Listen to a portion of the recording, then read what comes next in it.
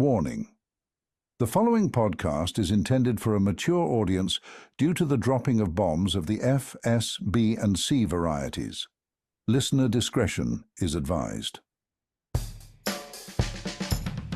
And now, coming to you live from the tri-state area and San Francisco, California, it's the best part of Wednesday, Waffle Box, with your hosts, Mike Fish and Kush Hayes.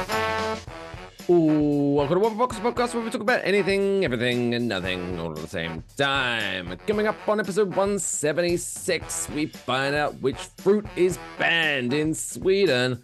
We find out what Jesustron 5000 has been up to. Wicked gets the movie review treatment, and much, much more. I am Mike Fish, and I am joined, as always, by the main man from San Fran. It's Mr. Kush Hayes. Kush, how you doing, buddy? What's good, y'all? Kush Hayes here, wishing you all a happy Thanksgiving, happy Turkey Day. Obviously, you're not going to be drinking and driving this weekend because it is the People's Podcast. It's the original Waffle Box coming to you all the way from the future home of Super Bowl 60. It's definitely the best part of Wednesdays. You love us because we do this, and we do this because we love you. You accept no substitutions, producer Lathan. Hey guys, so I'll be honest. I've had a week. The other day, I stumbled out of bed, half asleep, and accidentally stepped on my cat's tail. Snuffles let out a screech that could rival an opera singer, then proceeded to chase me around the apartment in a furious loop, swatting my ankles like a furry fury. As I tried to dodge, I tripped over a pile of laundry, face first into the litter tray. Snuffles, looking entirely unamused, strutted past me like royalty, tail swishing with perfect vengeance. Fucking asshole. Cats are finicky. Yeah. Also, Cats clean up don't your like AI apartment, stupid. Yeah, we have just laundry laying around right next. And why is the laundry next to the litter tray? Weirdo. I know it's dirty, but still, that's weird. Yeah. Bless you, Lathan. Kush, how you been? How you been in the last 7 days in this spherical rock that we call Earth? Just trying to stay warm. We apparently had a flash flood warning the other day, and spoiler alert, there was no flood. I'm sure someone's sewer gutter got backed up or something, but you just push the leaves out of the way. It's fine. Yeah, someone flicked the switch over here. We went from forest fires to freezing cold rain and miserable weather, wind and everything. It's like Mother Nature was like, fuck, I forgot to turn the winter on in New Jersey. Oh, I better play catch up. And you just get everything. Like, we went from like 76-degree weather to now, oh, you might be getting snow soon. What the fuck is this about? Yeah, I mean, it was pretty crazy over here. We obviously didn't have a heat wave or nothing, but yeah, it was coming down to the point where it's like, this roof gonna leak again? And no, thankfully, no, it didn't. But you know, the kitchen window was leaking so hard, I had to like create this gutter system out of tinfoil so that just the entire counter isn't waterlogged, so it actually like just travels back into the sink. I'm surprised it actually worked. It's stupid. Sounds like some what's that name of that movie? MacGyver shit. That sounds like some MacGyver shit. Well done. Tip my hat to you. Speaking of the weather, not so much to weather, but I was having a cigarette. Don't smoke, kids. It's bad for you. But I was having a cigarette in a loading dock at work the other day when it was raining, and there's like a little canopy over, so you know you don't get wet. But there must have been like a hole somewhere in the canopy, and I stood at just the right spot, and this freezing cold, just one single drop went straight down the back of my shirt. Oh my God. I leapt like that stereotypical black woman from the old Tom and Jerry movies. Remember that? Yes, I'm familiar with it. Oh, I'm freaking the fuck out. Oh, it's so cold. Have you ever heard that with sweat? Has just sweat ever happened to you like that? Where you just be like, you just like chilling out, figuratively, and then like you have just like one drip of cold sweat will drip from your armpit and land on maybe like your hip, and it will freak you the fuck out. Now that I've never had a problem with, but I have, done some manual labor sweated through some clothes, even through the moisture fabric wicking material that I have now. And it's when I get out of work, it's like 11:30 midnight sometimes, and it's now winter. So you're just like, you immediately turn into an icicle. And you have to figure out how to get to the fucking taxi stop.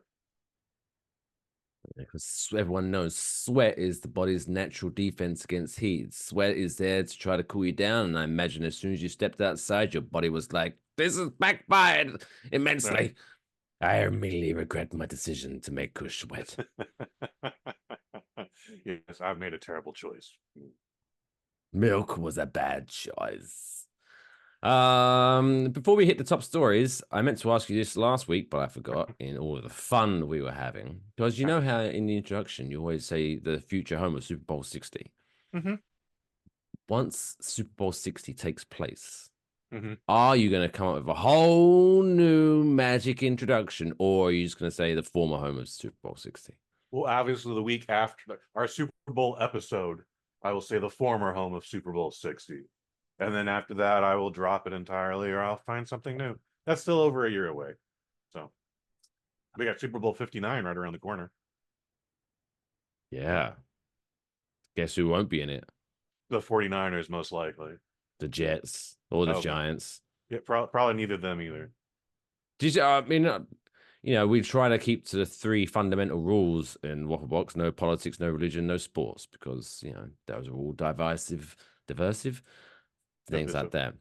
But I must admit, I had to laugh because there's now rumor swirling around that Aaron Rodgers wants to leave the New York Jets and play somewhere else next year. And it's like, dude, like he brought in all of his own people, got the head coach fired, got the GM fired, and then he was like, oh wow, lit the fire and was like, peace out, bitches.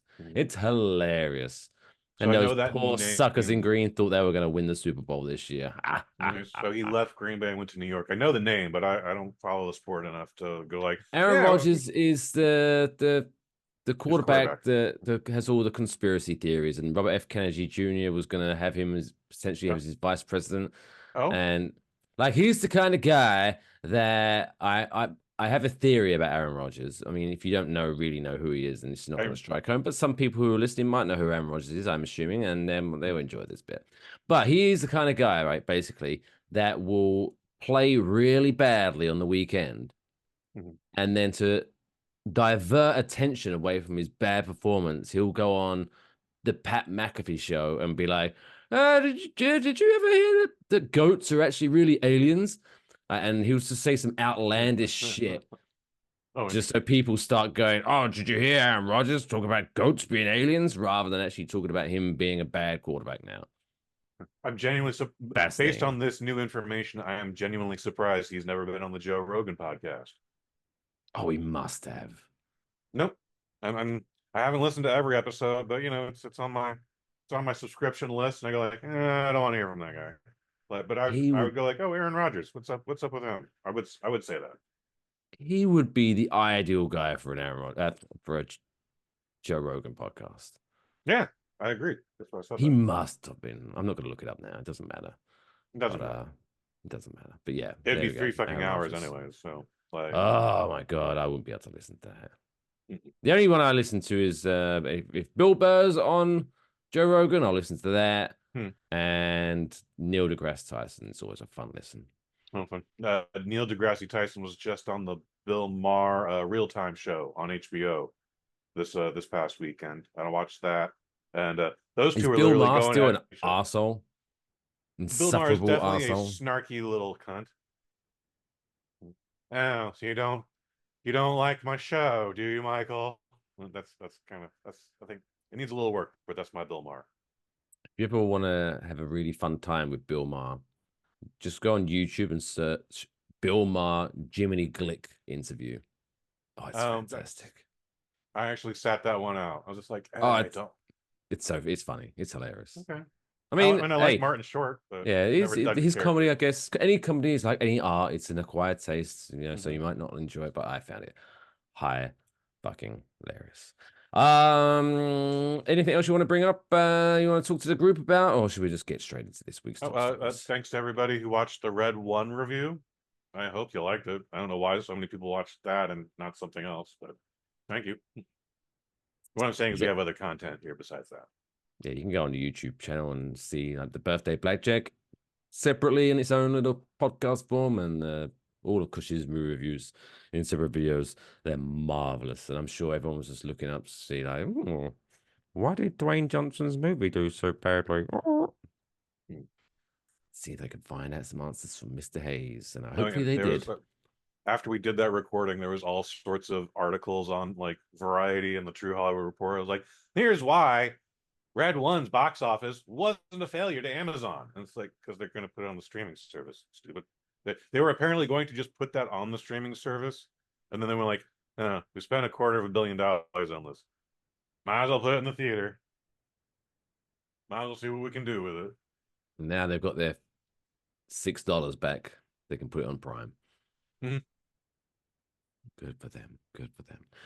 Also, before we go to top stories, there's a little housekeeping. Just remember, if you want to follow us on Twitter, on social media, we are, of course, at Waffle Box on Twitter. But as we signed up live on air last week, if you're on Blue Sky, if you're switching over to Blue Sky, you can find us at Waffle Pod on Blue Sky as well.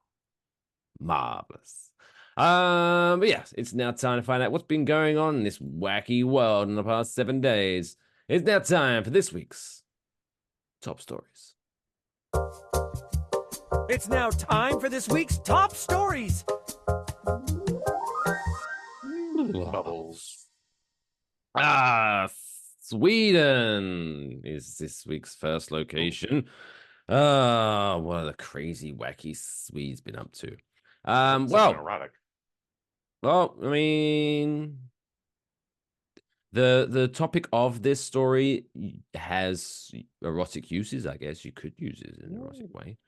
But yeah, Swedish minister's phobia of bananas. Bananas are pretty phallic, so you could go to town on it. But you have to make sure it's like a new banana. You can't have it be an old banana because you don't want to insert an old banana. Then it's all of a sudden it's mushy and then it's hard to get out again. Oh, you don't want to be in that kind of situation. Nice, firm, erect, girthy banana. That's what you want to be using. Anywho.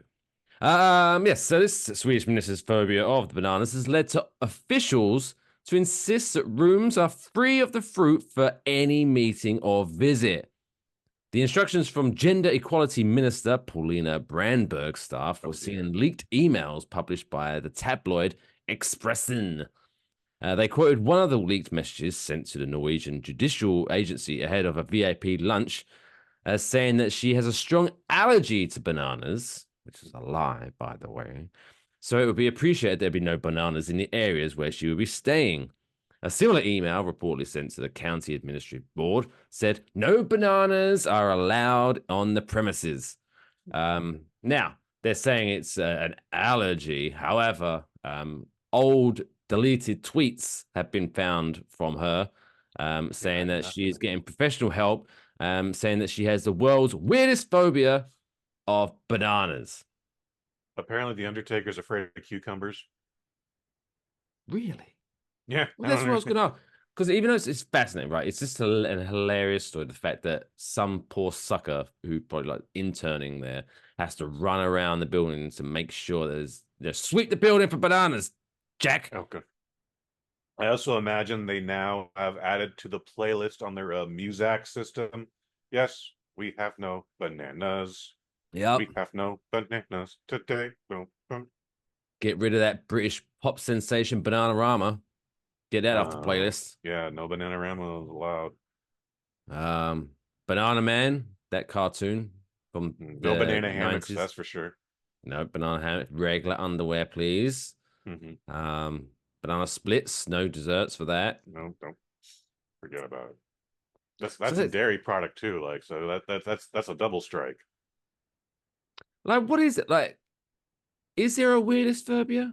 Because like there are some weird phobias. Because obviously the phobia, the whole point of a phobia is it's an irrational fear of something. So it's the whole purpose of it being a phobia means it's just by definition weird. However, like there are some weird ones out there in terms of like I know someone that has a phobia of moths.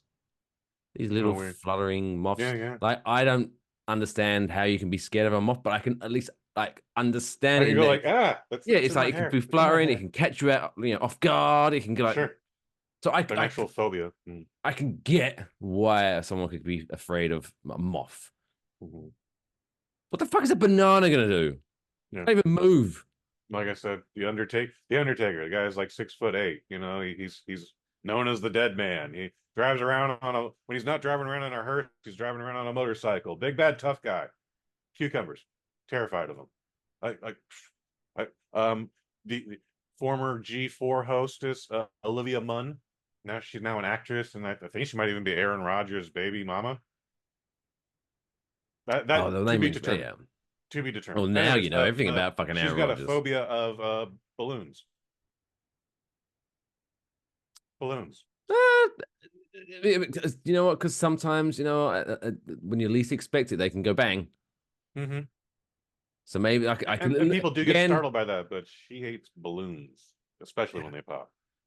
See, I would obviously I don't share that, but I can at least understand, see where that comes from. Mm-hmm. A banana just sitting in a fruit bowl, like I don't know. There's some sort of deep-seated trauma that we have not been shared. Scoutmaster Kevin with that banana, never again. Dark, but possible, very probable. Oh, there you go. So unfortunately, if you are looking to go into political government buildings in Sweden and you're looking for some potassium, you're shit out of luck, buddy. You won't be able to find any bananas. Like her grandfather was just pelting bananas at her when she was 8 years old. She's just in the corner like, no more bananas. It's just softball slamming them into him.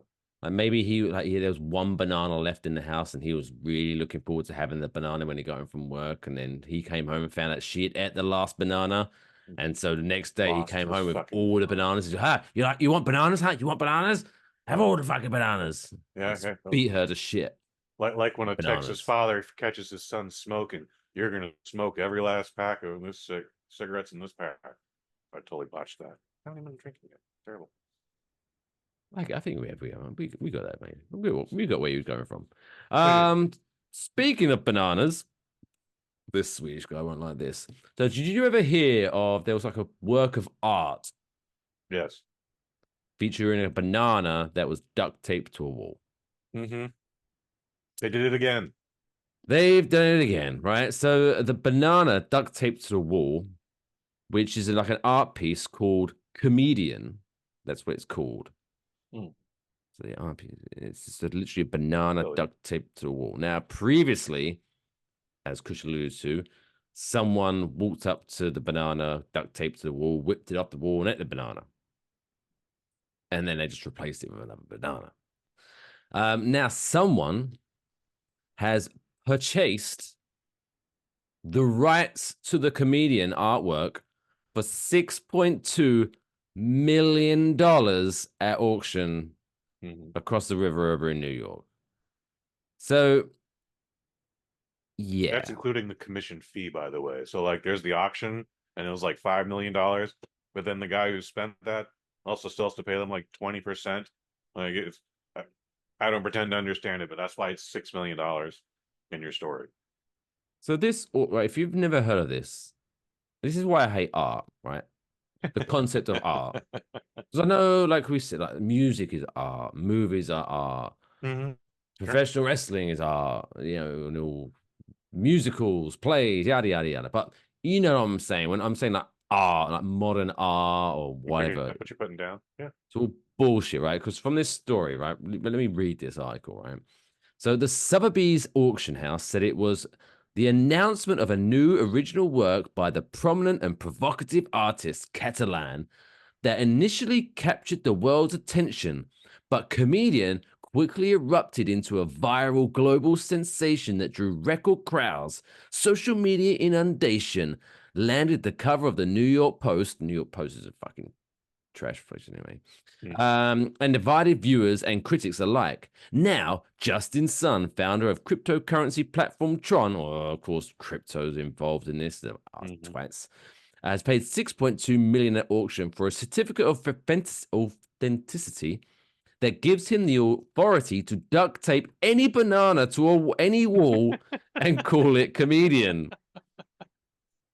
And then it has a quote from the guy who bought the fucking thing. Said that comedian represents a cultural phenomenon that bridges the world of art, memes, and the cryptocurrency community. What? Yeah. Like, I guess I could understand that, yeah, connect the banana and the duct tape to the wall connects memes and art world. I guess I could get that. Where the fuck does the cryptocurrency community come into a banana duct tape on a wall?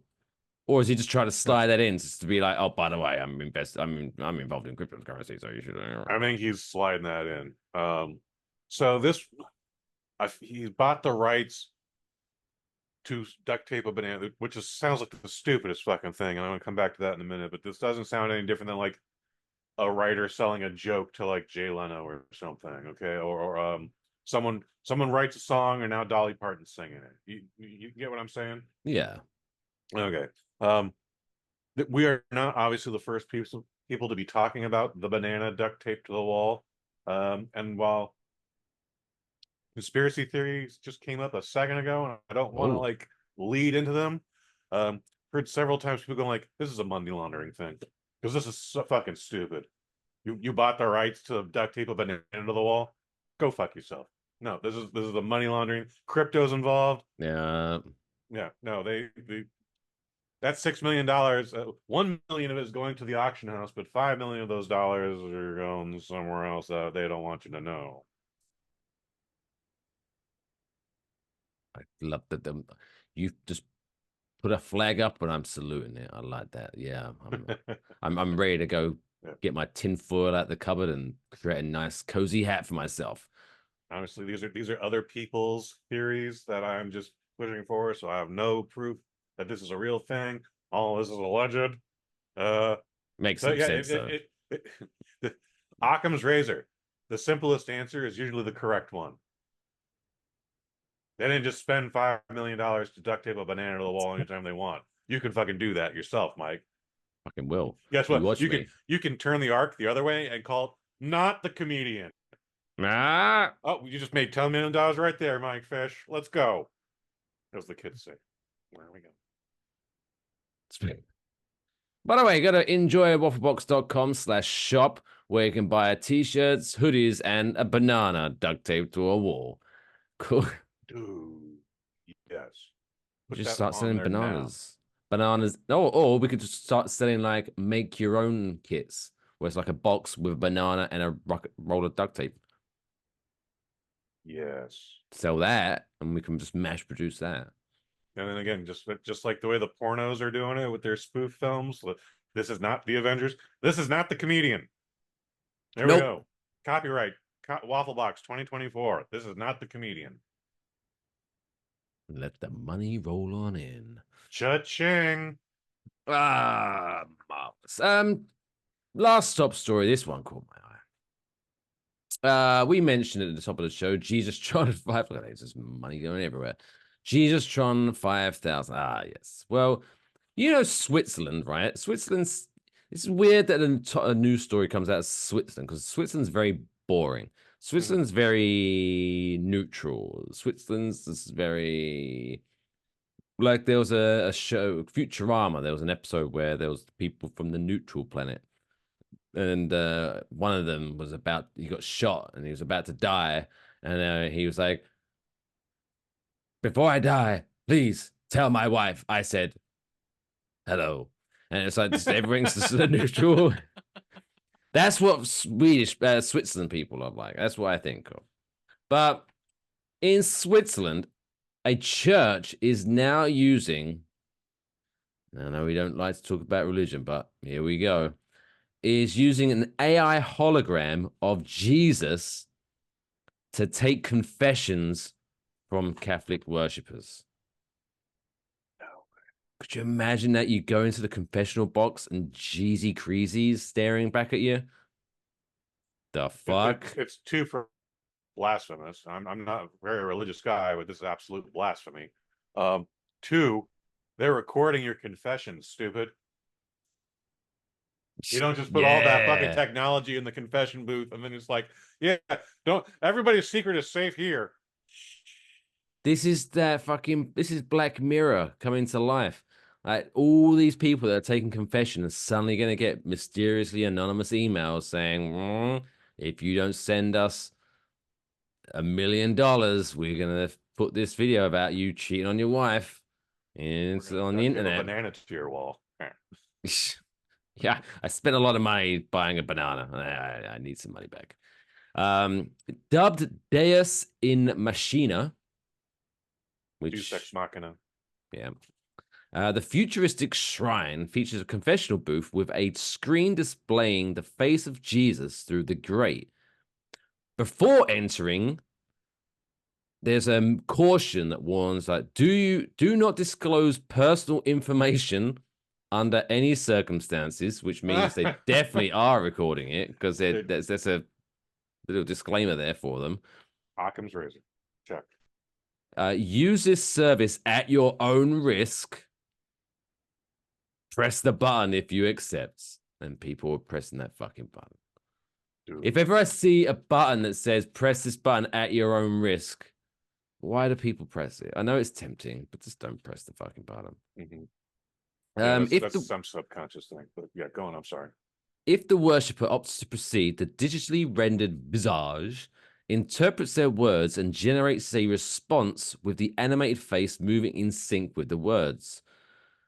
Jesus' cybernetic second coming was made possible by computer scientists and theologians from the Lucerne University of Applied Sciences and Arts, who programmed the robot with the New Testament, not the Old Testament, because that's where really fucking weird shit happened. And religious. This is like right. So they programmed it using the New Testament and quote religious information they found online. Oh, that's so vague. Worse. Yeah, this is getting worse. The cybernetic savior. I love all these puns or not puns, but you know what I mean. I love these. The cybernetic savior is also fluent in 100 different languages, enabling it to converse with worshippers from all over the world. Wow. So yeah, you definitely are.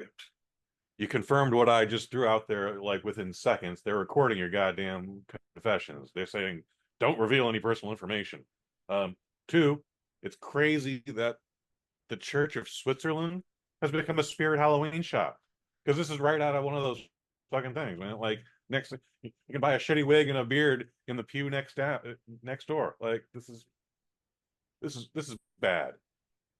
This is bad. I'm all about like let's try and embrace modern times and all that.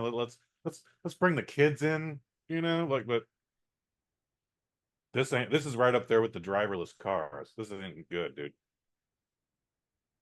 But yeah, like I said, I'm not a religious person myself. Can give a fuck. But why did they choose Jesus? I mean, we can get into the whole thing of what the fuck does Jesus even look like, but whatever. Like, why would the church, who claims to be super religious, going, yeah, you can create a fake Jesus, that's fine. And why would anyone want, like, you got to be so deep down the rabbit hole, or very curious, I guess, to want to talk to an AI Jesus. I don't know. I mean, you can do that with your Alexa device at home. You don't need to go to Switzerland for that. And guess what? The results have been terrifying over here in San Francisco that I haven't done it in a few years. Maybe you could get ChatGPT to do that. Like, what would if I was to say this in a confessional booth, what would be my punishment? What does it'd be a lot more than a fucking Hail Mary, that's for sure. Is that what they call them? Punishment? It's not punishment. That sounds like, what is it? It's your penance. Penance. I remember because I went to a Roman Catholic school when I was younger, up until the age of 10, and 14. We had to. Did you have to do like mandatory regular confessions? No. No. We had to do it like once a month. Oh, fascinating. And I was like, at the time, 8 years old. I don't need to go to confession every month. my life is boring. Mhm. Like, there's not really much I need to confess about. I remember one time though, because I'd had to go in there and I had nothing to say, I made up a sin, which I guess in and of itself is a sin, going in there and It is lying. lying. Mm-hmm. And I think it was St. Stew, because I mean, I was 8 years old. I wasn't coming up with a very imaginative story, but I think it was something along the lines of like, I broke one of my mother's plates or some shit. Okay. Very bad. And then I remember, I don't know why I remember this story. And then I remember the priest or whatever was like, oh, did your mum forgive you? Yeah, she did. And then the fucker still gave me some penance to do. Like, wait, what?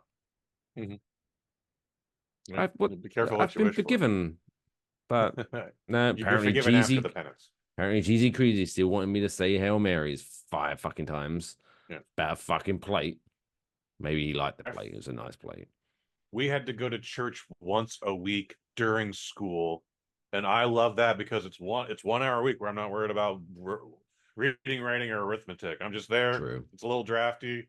There's some music, but I can just veg out for an hour. And then one time to be a part of the crowd, I forget what holiday it was, but they're like, anyone who wants to come up, we're giving confession right here. And I was just like, if everyone else is doing it, fuck it, I'll do it. And I'm not much older than 8 at this story either, Mike. But I, unlike you, where you just threw caution to the wind and you made up a whole sin that you didn't do, I was just like, yeah, so I've just done a lot of really stupid things, and that's can I be forgiven for that? And that was it. That was all I said. And they're like, yeah, whatever. The X number of Hail Marys.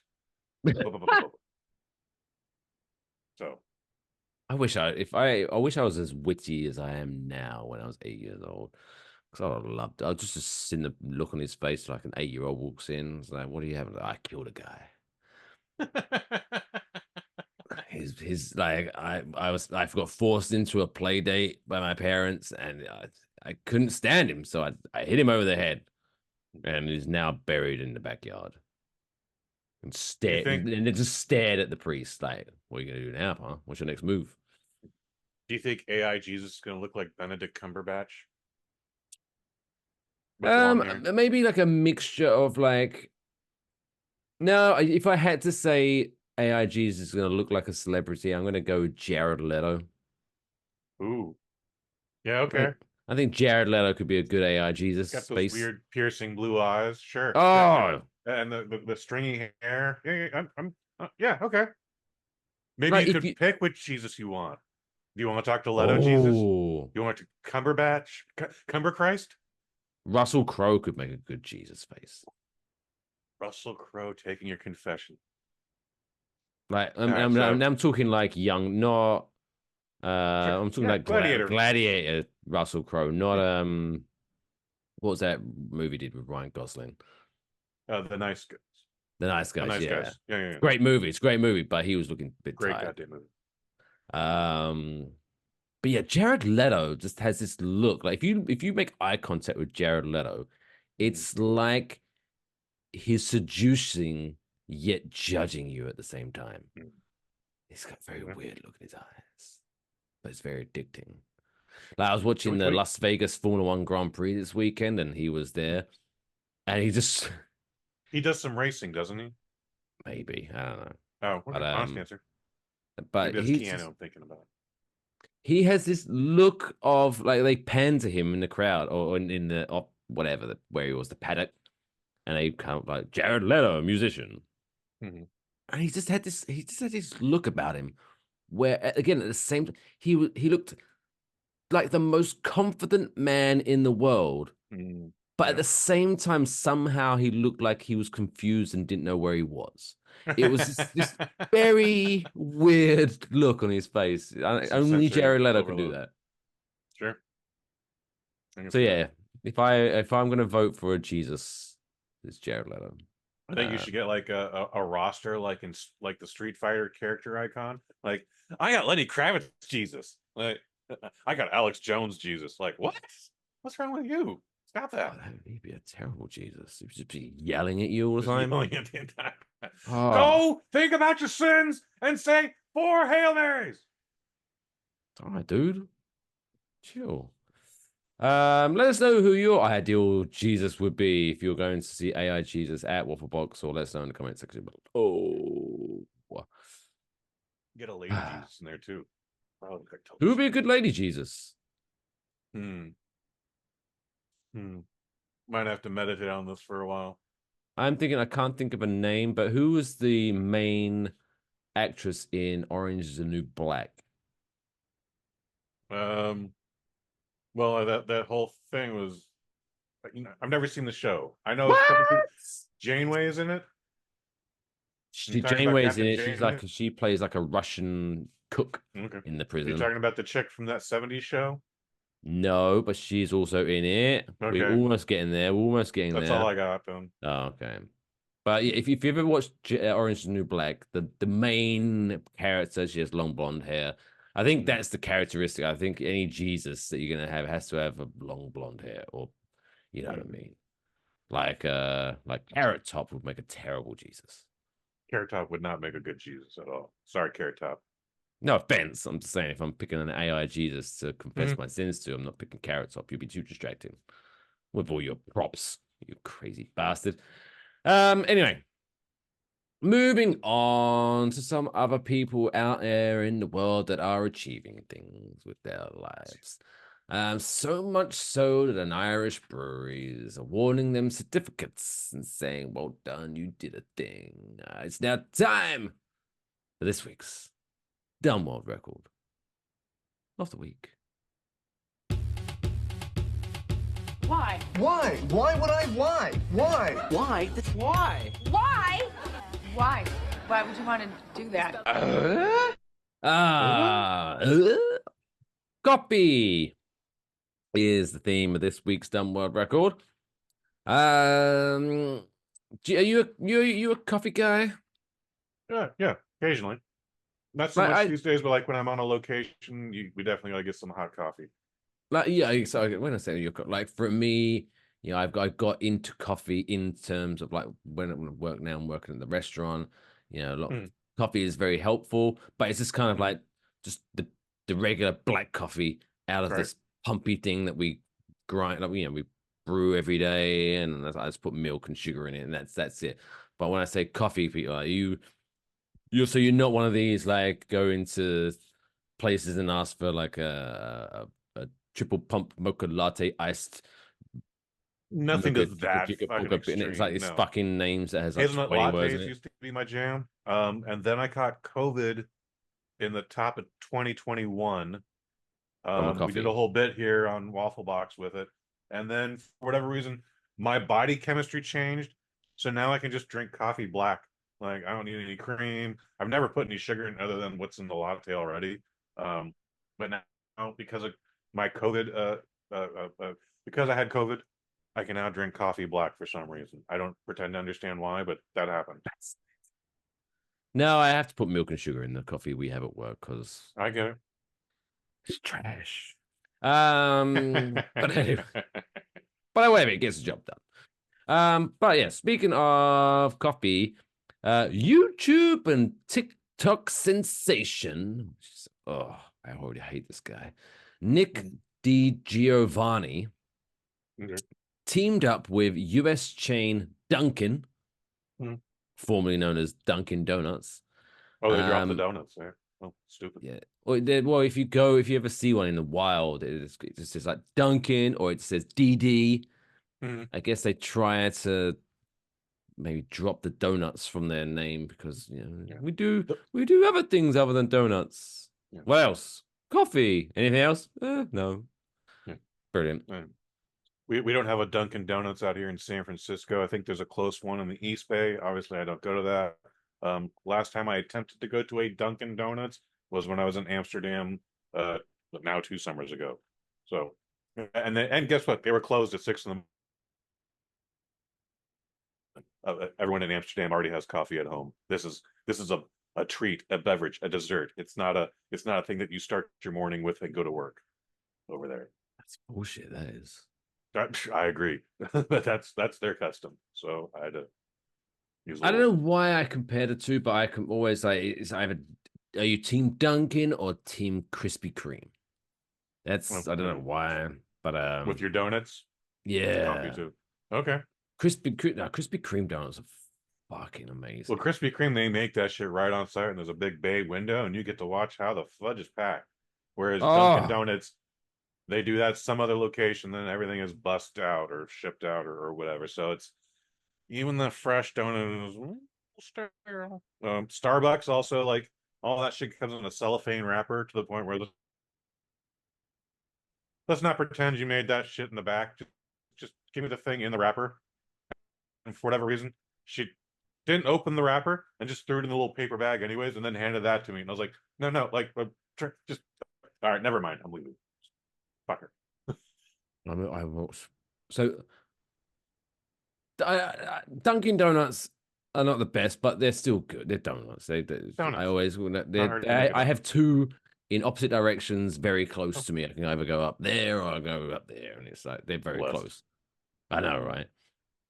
And like the just chocolate icing and the vanilla icing with the sprinkles. Fuck, it's good. But Krispy Kreme, like you say, much better. I remember I was doing a road trip up north, and I needed a bathroom break, and I saw it said next stop Krispy Kremes. I was like, perfect. I'm gonna stop, go to use their bathroom, and I'm gonna buy some donuts for the rest of this road trip. And I walked in there and I asked for a chocolate glazed donut, and then I was like, just a regular glazed donut, just a regular glazed donut. And then this woman proceeded to turn around and just picked one fresh off the conveyor belt. Oh, nice. Okay. Straight into my bag. That was the best fucking donut I've ever had. Okay. And now I know people are gonna go, oh, if you go to Jack's Bakery on 58th Street, like, but I know what you mean. But it was just straight. It was still warm, and it was like, oh. Like even the stuff at Jack's Bakery, while they make that also on site, those have been sitting on trays in a corner for 4 or 5 hours cooling off. So yeah, those are still not the freshest. What you experienced was the freshest donut off the lot. In the year 2000, I'm pretty sure Krispy Kreme had been around before then, depending on what YouTube video you watch. But San Francisco was finally buzzing about this thing called Krispy Kreme. You could buy some at AT&T Park, now known as Oracle Park, where the San Francisco Giants play, 4 for $6. And me and my man Ike are hanging out watching the game, and some dude's sitting next to us, and he's got the box, got the 4 for $6, and we're like, "What's the Krispy Kreme like?" And he's like, "It's like biting into a cloud." And we're just like, oh, like just stunned. Like I was like, I want to bite into a cloud. So guess what? Got out of my chair, went to go get a box of donuts, 4 for $6. Set the fucking box on the platform. I got one in my hand. I bite into it, and a gust of wind knocks the entire fucking thing into McCovey Bay. And I was just like $6 was $6 was also a lot 25 years ago for me. So it was just like, I can't just go back and buy another one. Like, so. Did you at least bite into one cloud? Yeah, no, I had one in my hand. Oh, you had one at least. Yeah. So it wasn't like, it could have been worse, but yes, that's pretty bad. That's pretty fucking bad. Just nothing I could do about it. And wait, did they just go on the floor, or did they go far? Into the water. Okay. Into McCovey Bay, where I don't know how many Giants games you've seen, but you hit a home run out of the park, it arcs over a and wall. then there's some sad cunt in a fucking boat waiting for home runs. Yes, several sad cunts. And they now got little kayaks, and they go, "Ooh, I'm gonna get me that ball." And then when one of them goes home, his wife will be like, "Did you catch a home run ball?" He goes, "No, but I found these 3 donuts," and it was like biting into a cloud, into a very wet cloud, a moist cloud. It was a thunderstorm coming from these clouds. But anyway, that's enough of that. Let's talk about the fucking actual world record, I guess. Oh shit, yeah, we haven't even gotten to the record. Nick DiGiovanni teamed up with US chain Dunkin' to create the largest iced latte that measured 1,044.92 liters. I don't know how big that is. That's a lot. I know what 1 liter looks like, but I can't Well, imagine imagine over 1,000 of them. 1,100 of them. Well, Oh, to it's put it in 11,000? perspective, no, 1,000. 1,000. Okay. So let's put this into perspective, because Nick Please. first created a gigantic, it says, 8-foot cup before adding 1,200 pounds of ice, Okay. 3,200 shots of espresso. Jesus Christ. That poor bastard who had to sit there. I've done, like, the other day, someone asked, like, one of my tables asked for like 4 espressos. Yeah. And we have one of these like machines that you can do like 2 at the same time. Mm-hmm. Another machine. Even doing 2 rounds of that was like, Jesus Christ, kill me now. Yeah, it's Imagine definitely them not to do on demand. 3,200 shots of espresso. I'm so I can picture the 1,200 pounds of ice for some reason. But yes, 3,000 shots of espresso. Like I want to know how we produced that. Do we have 1,500 espresso machines, or we doing this all on one Keurig? Yeah, one poor bastard on a Keurig machine. Dude, how many gallons of water is that? Because you still need water for the espresso. Well, not only that, because you need to. Not only there's 2. Oh, the beans, yes, of course. Also, the milk. Oh, the milk, of course. You need. I don't know. 100 gallons of milk was used. Fascinating. So it took 20 people over 24 hours to make the entire latte, but only 15 minutes to assemble on site. But luckily, now I will say this is a ridiculous world record. This is a very dumb world record. You should be ashamed of yourself, Nick Giovanni. But I will say, where sometimes we'll have these world records where it's like the world's largest pizza or the world's largest this, and it tends to be just wasted. And so is it, in today's world, you do feel bad, almost like just wasting all this food.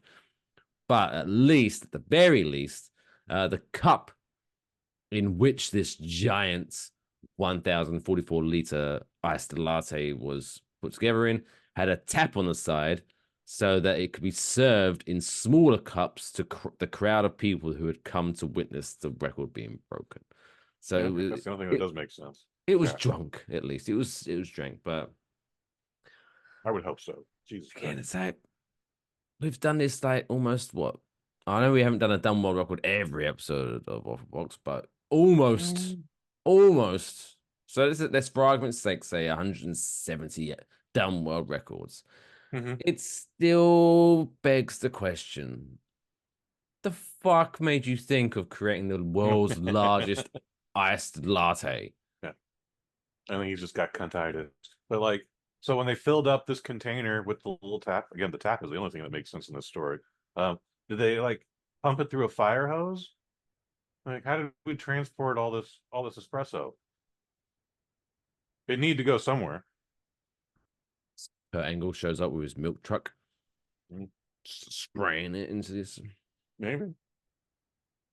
I get that reference. I understand. Thank you. If you don't look it up on YouTube, it's hilarious. But yeah, there we go. I guess more questions than answers, as with always these dumb world records. But I think this is definitely a David Rush contender of the year.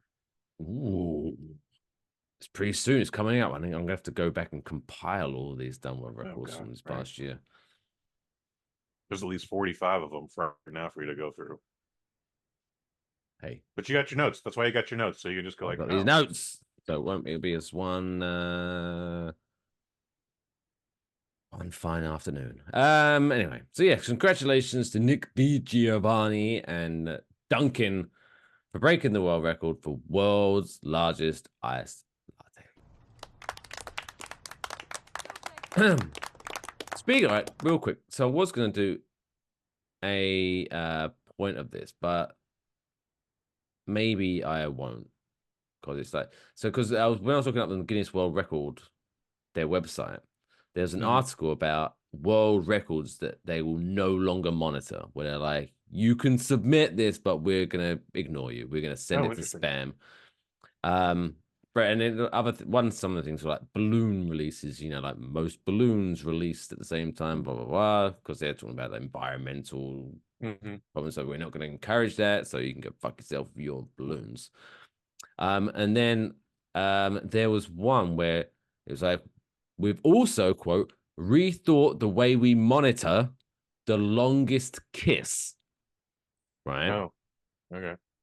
So they're talking about any world record of, doing something for a long time, as I think we've highlighted in a few of ours, where they'll allow you like X amount of breaks within a certain amount of time, rather so you don't just exhaust yourself and die whilst trying to break a world record. But they had to do this, right? So world's longest kiss. So they said all of our marathon records, participants earn 5 minutes of rest for every hour of activity, because they're worried about sleep deprivation and things like that.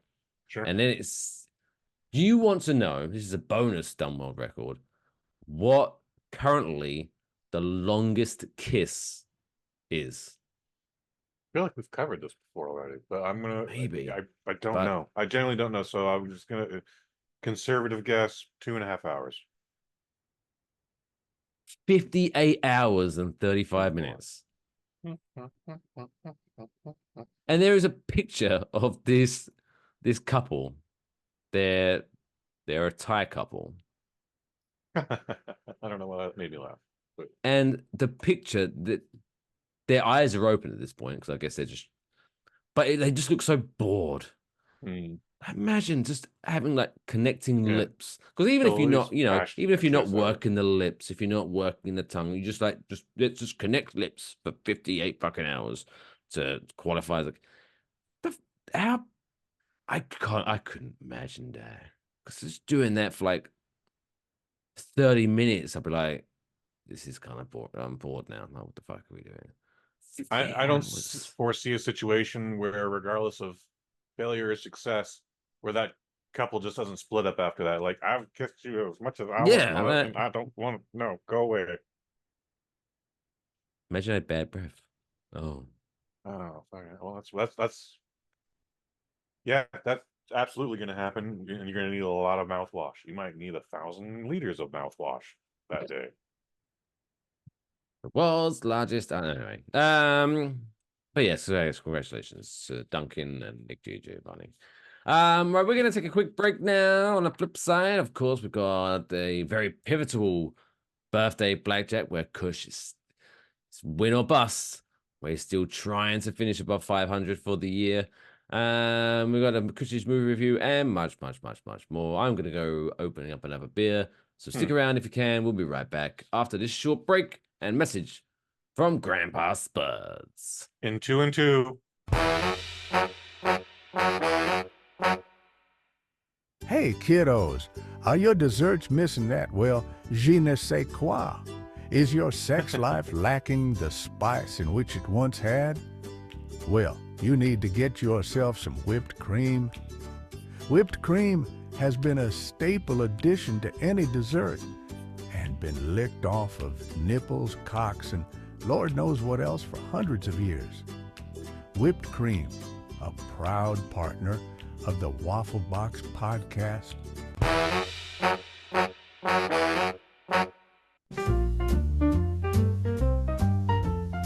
Place your bets. It's now time for Birthday Blackjack. I also like to live dangerously. Welcome to November 27th edition of Birthday Blackjack. If it's the first time viewing Birthday Blackjack, you're probably wondering, what the hell is Birthday Blackjack? Well, don't worry, baby birds, we'll feed you. And producer Lathan, if you could, explain the rules of this fantastic game show. Well, the rules to Celebrity Birthday Blackjack are pretty simple. Mike is going to name 5 celebrities that are celebrating their birthdays today, and all you have to do is guess how old they are now. Your score is based on your margin of error. For example, if the celebrity is 50 years old and you guess 53, You were 3 years out, so you score 3 points. If you're lucky enough to guess their age spot on, you get to deduct 5 points from your score. And to win, all you need to do is keep your score at 21 or below, hence why it's called Celebrity Birthday Blackjack. Thank you, sir. Thank you, sir. So, we're at a very tense moment of the year. We're very close to the end of the year. And right now, Kush's record is 17 wins, 21 defeats. Which means, for the remaining Celebrity Birthday Blackjacks, for him to get over 500, he has to get every single week win, win, win, win. All he does is win, win, win, no matter what, etc. So it's kind of win or bust. So Kush, are you ready? I'm ready. Then let's play Birthday Blackjack. Number 1. Once holder of the fastest English-speaking rapper record, Twister. He once held this record and now someone else holds it. I guess so. The devil is in the details. Do you know who Twister is? Not even a little bit. He did, do you remember, God damn, what song was it? It was a Kanye West song, first album. Oh my God, now I'm blanking. That's okay. Slow Jams. Slow Jams. The song Slow Jams. Jamie Foxx? Yes, Twister was on that. Fascinating. So. Oh, okay. Exactly. Sure. Okay, I How old is thought that was Twister Jamie today? Foxx the entire time. So, geez, that was like 2005, 2006. So, that's almost 20 years ago. So, I'm gonna say, dude is like 52. 52 is your official guess. Twister celebrates his 51st birthday today. Ooh. Damn. They're only 1 out. That's not bad. See, that's just Not good bad. deduction. Just good deduction. Number 2. Celebrity number 2, Bill Nye the Science Guy. How old is Bill Nye the Science Guy? Yeah, he's been around forever now. I want to say he's been on TV as long as like Dr. Drew. And that dude's in his 70s. So I'm going to say Bill Nye the Science Guy, who we are talking about, and I'm done stalling now. I'm going to say he's 69.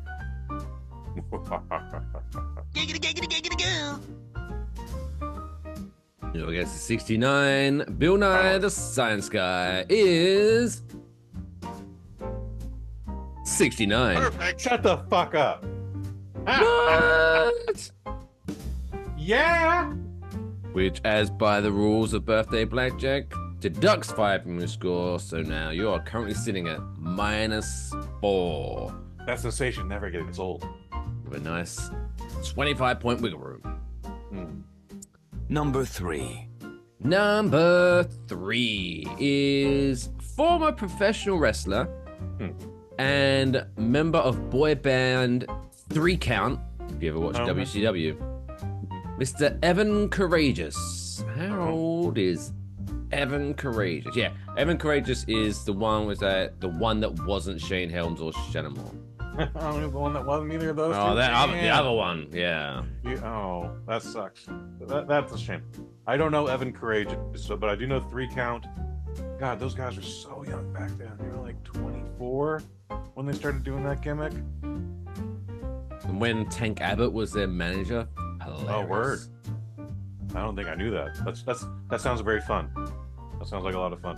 Let's get right to dude is 58.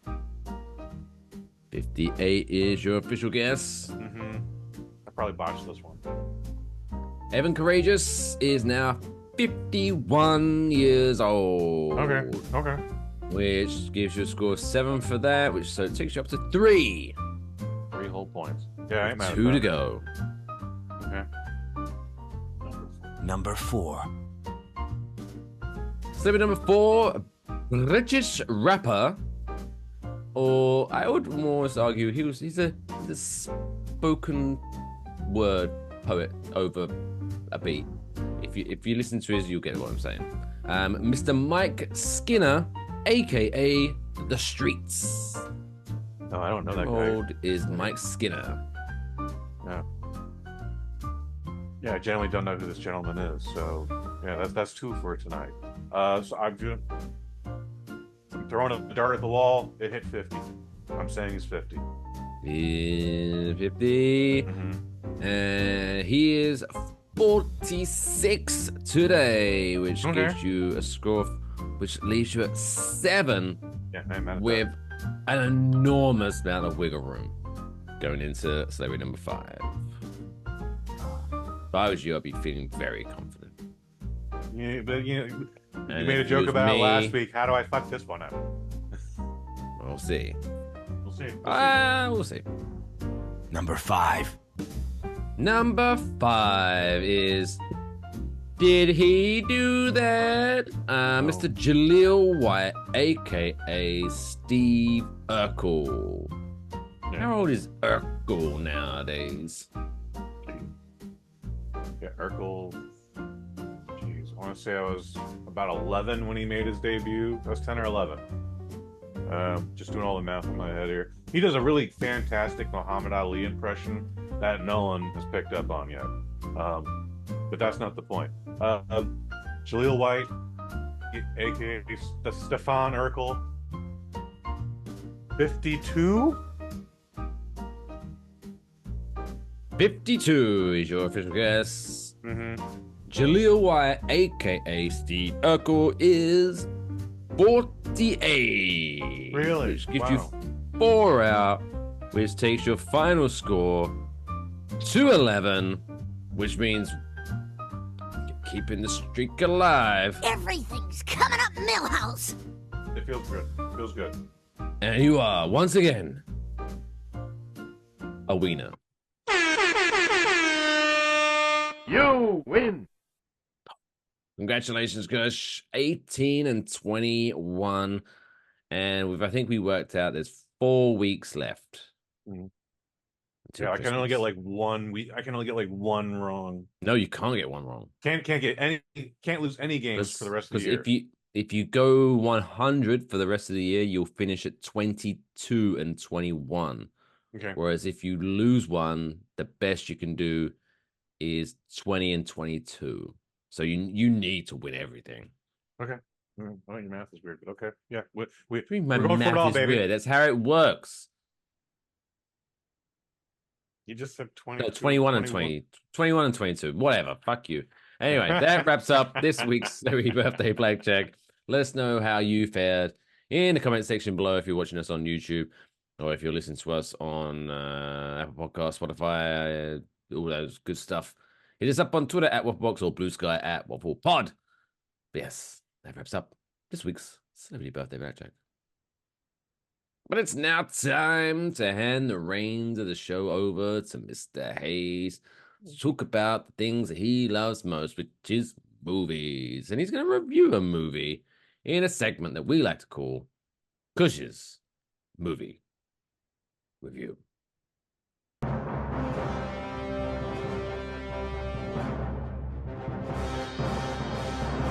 Kush's Movie Review.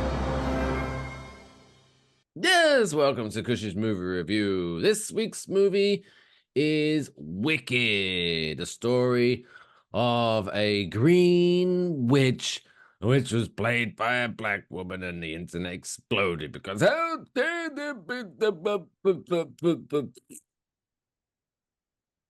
I was going to try to do a funny, but that's still annoying. I know we discussed it before. It still annoys me. Yeah, I think that's fair. Fuck, the carrot is green. Who the fuck cares? Well, anyway, doesn't matter. We'll get into that in a little bit again, too.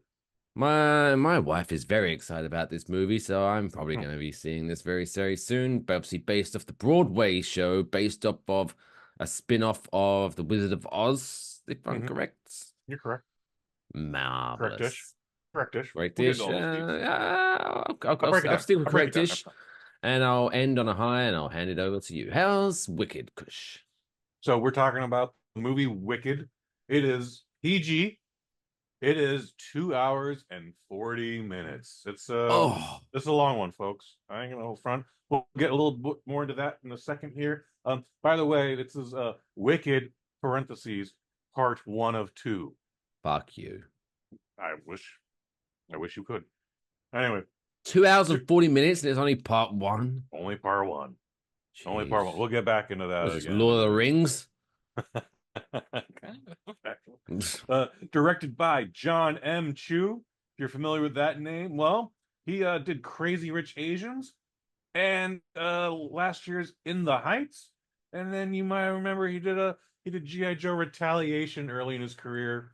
But he was also doing like the Step Up sequels, so he did Step Up 2, The Streets, and then Step Up 3D, which I actually genuinely regret missing in the theater because they did it in 3D, and I was like, this looks like the best 3D ever, and I wish I had some mushrooms to watch this, and could not achieve either. Anyway, this is written by Dana Fox, who adapted it from the musical by Winnie Holtzman, who adapted it from the book from 1995, Gregory Maguire. I think I said that right. If I didn't, whatever. Sorry, Greg. This book was already controversial in 1995. That was a prequel before we started using that term with the Star Wars properties. And they were just like, what if we told the story about the Wicked Witch of the West? And some people were like, that's an interesting idea. And other people were like, this is heresy. And it sold a lot of books, and then, of course, became a musical, and then, of course, became a movie. So good on you, buddy. This stars phenomenally talented Cynthia Erivo. I first saw her in a movie called Widows, which was not a good movie and was based off of a UK property that spawned 3 different series. It was a made-for-TV miniseries that did so well, it got a second and a third. And I don't know. After seeing that movie, I'd actually like to go back and watch the original because I think it was probably just better.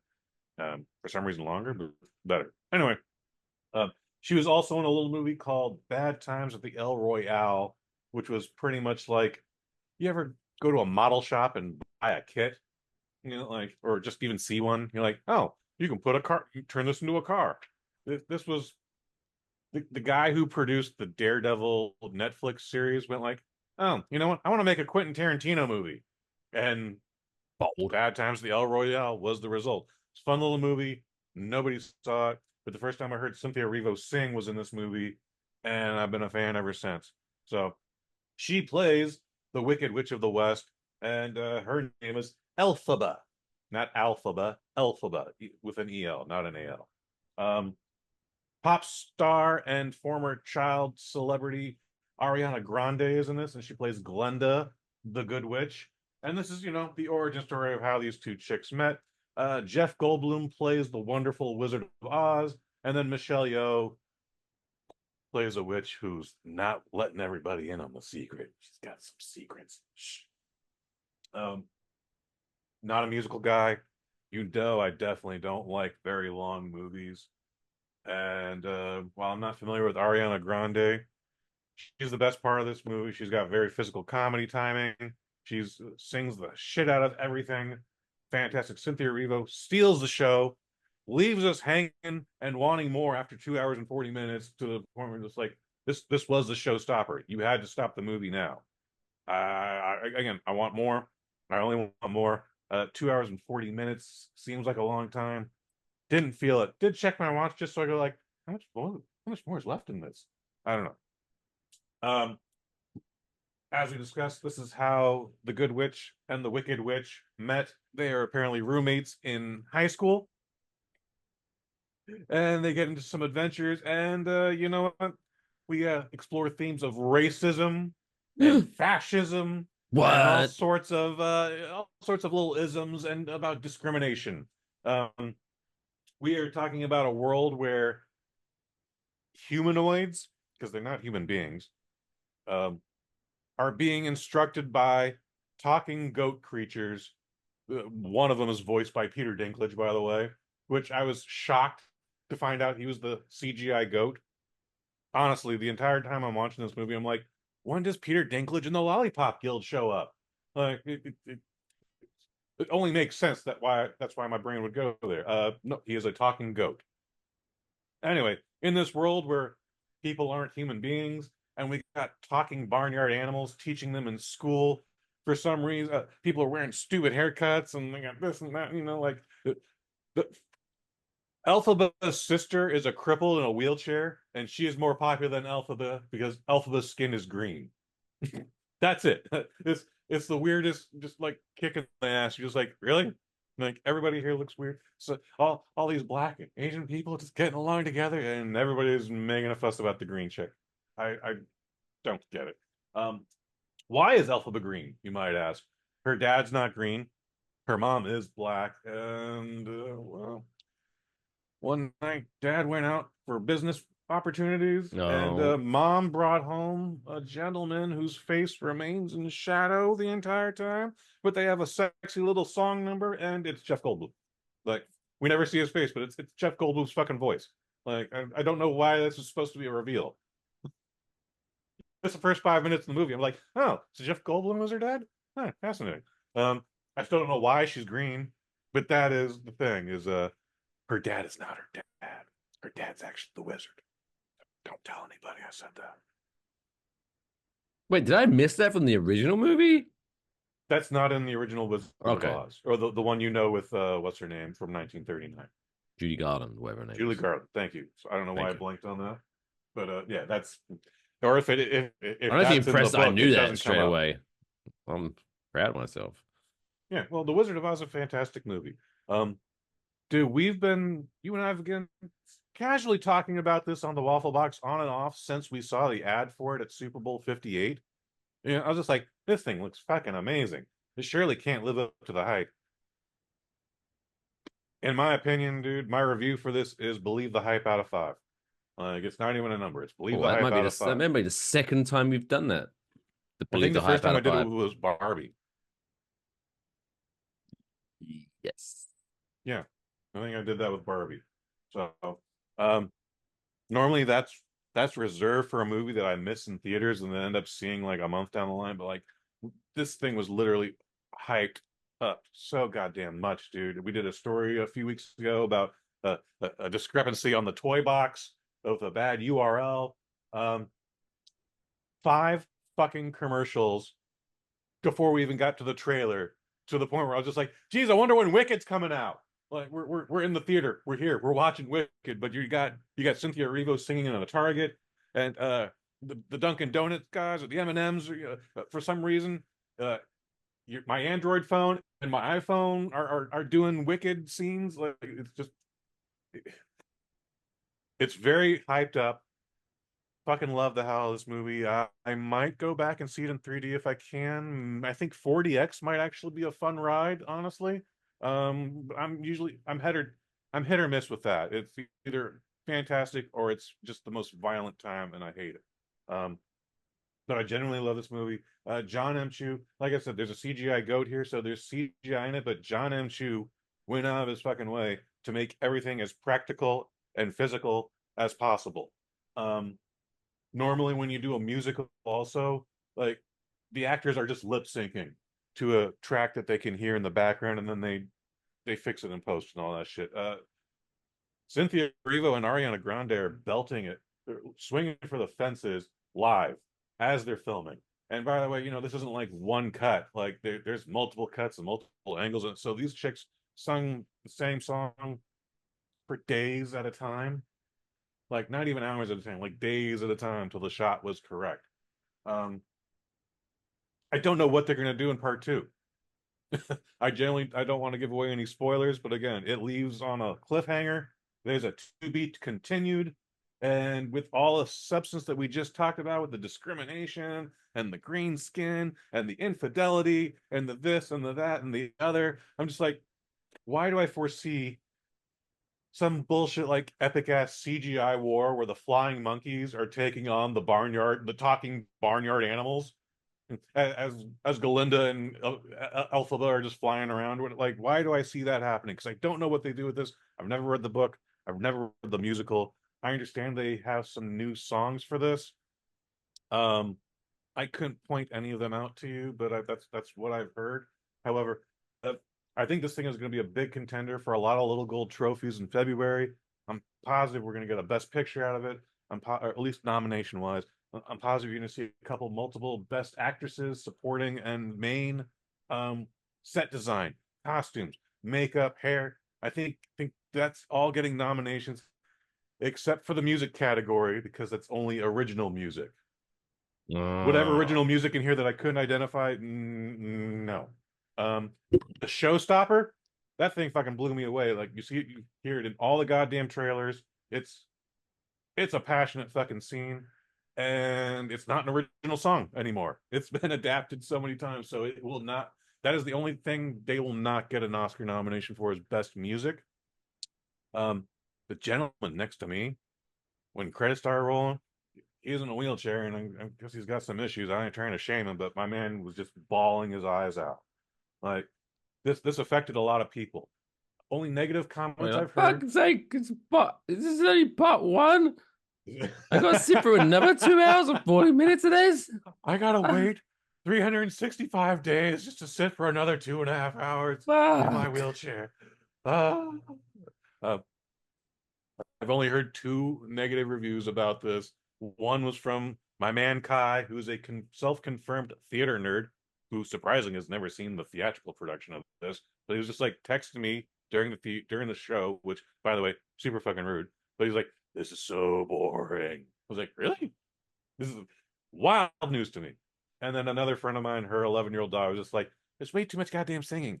And I was just like, "You went to a musical, little girl, but okay." Yeah. So, but again, I love the hell out of it.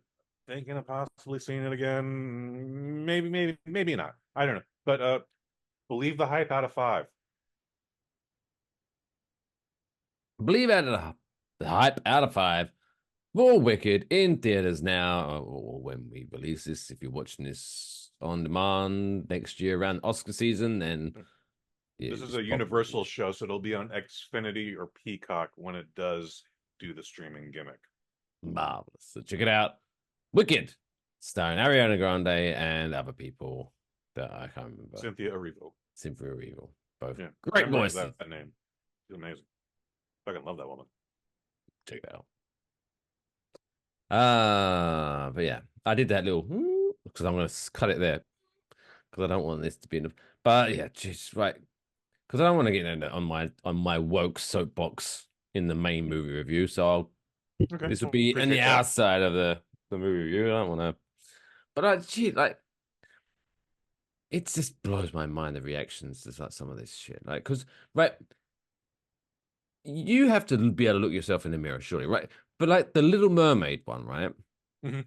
Even though I thought that was dumb and ridiculous, like correct. My whole thing is like, at least I can kind of see where your stupidness comes from. Mm-hmm. Like in that, I guess the cartoon that it's based off of, she looked pretty white to me, and now there is a African American playing the character.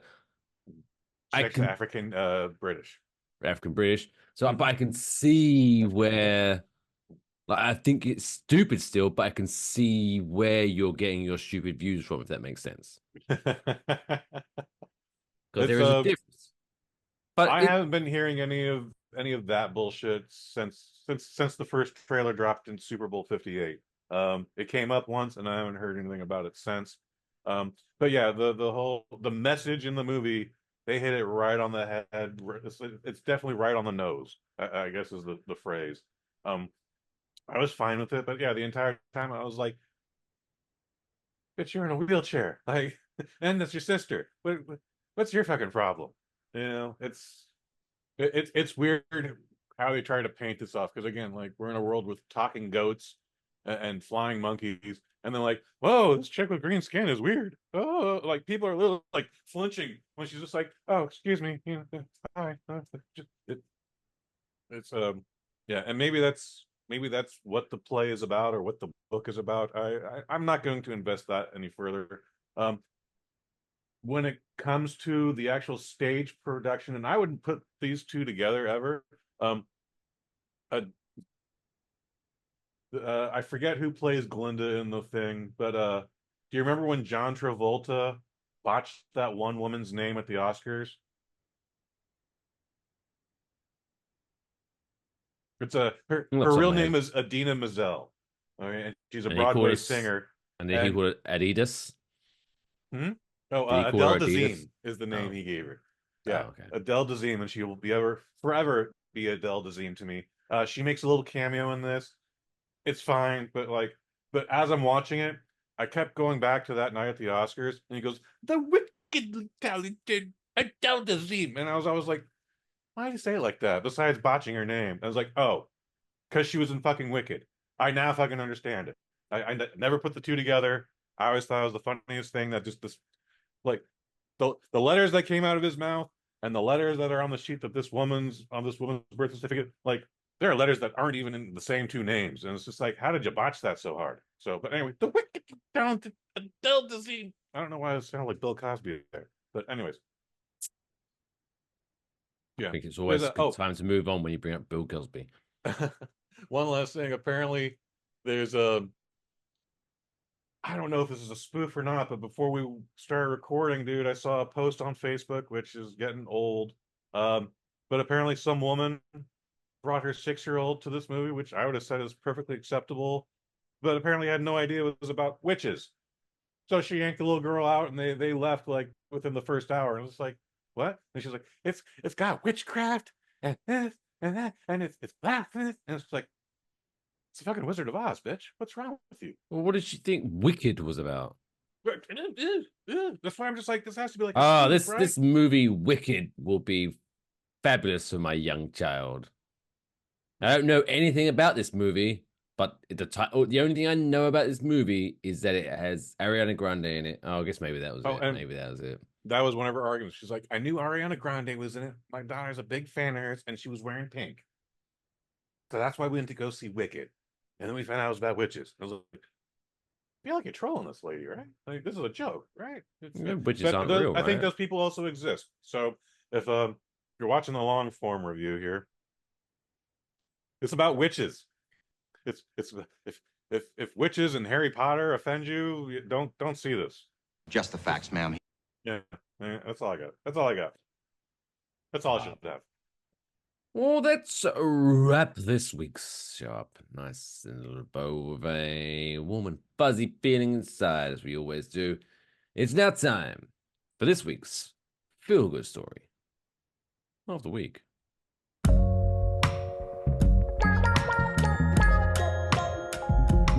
It's the coolest fucking story I've ever heard in my entire life. That's insane. Can I hear it again?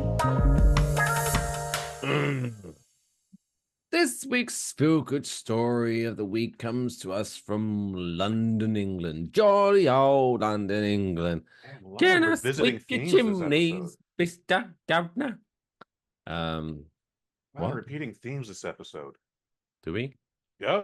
Like, everything is like kind of just weaved into one. For the most part. You'll see when you edit it. Swedish bananas. Mm-hmm. New York bananas, Swiss AI Jesus, American large coffee, and it's there. Okay, and then British people. Anyway, this is a highlight of a lovely random act of kindness. So on a cold day at London's King's Cross station, a blind man, assisted by a Transport for London staff, accidentally tripped whilst boarding a train. Oh, no. As the train departed, before anyone could alert the driver, the man became visibly distressed, realizing he was left with only one shoe, and one of his shoes had fell between the train and the platform. Like, that's all he lost. So yes, this blind man became very visibly distressed, and that's when an extraordinary commuter stepped in. Without hesitation, this is all caught on camera because everything's fucking filmed these days, but this man removed one of his own shoes and handed it to the blind man, ensuring that he was more comfortable for the rest of his journey. The generous stranger, who didn't speak to the guy, didn't ask for anything, didn't ask for thanks, but he just whipped off his shoe, gave it to him, and then fucked off the next stop. Got off at Liverpool Street Station barefoot in the cold. All right, Cinderella. So yeah, fellow passengers shared the story on social media, calling the man an absolute hero and expressing awe at the stranger's selflessness. Quote, I want to share this with other people and let them know that there are incredible people in the world. The world is a good place. We all just need to do our bit. So there you go. So it doesn't have to be like a grandiose feel-good, but it's just a nice little random act of kindness. No, it's beautiful. It's a beautiful story. Have you ever had to save a blind person from anything? Themselves? That includes that, yeah. While you're thinking about it, one night I was on my way to lunch. I just left City Hall. I'm walking up Van Ness. I want to say it's I forget what the cross street is, but all of a sudden people are like, oh my God, what should we do? Do we have to call cops? Like, and I'm looking like, what's going on? Like, there's a blind guy walking with traffic in the street, and he doesn't realize that's what's happening. He thought he was crossing the street, so no one did anything. I don't think cell phones are a thing at this time, or phone cameras. But anyway, I had to run up and I was like, hey man, I don't want to alert you, but you almost got hit by 3 cars here. And then I took his elbow and let him back onto the sidewalk. But yeah, man, this shit is scary. It's scary, and I could see him. Like, I don't know what his mind was going through that moment. Like, fucking hell. Did he slip you $1? No. Just wanted to make sure he was safe. Did he acknowledge you saving him? Yeah. Like, thank you so much. Yeah. Oh.